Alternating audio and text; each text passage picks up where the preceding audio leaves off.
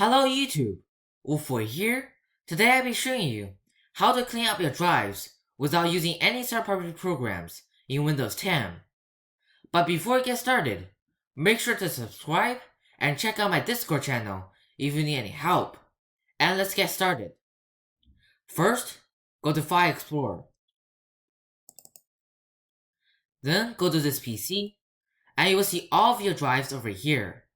Now right click on the drives that you want to clean up, and you will see all of these options right here.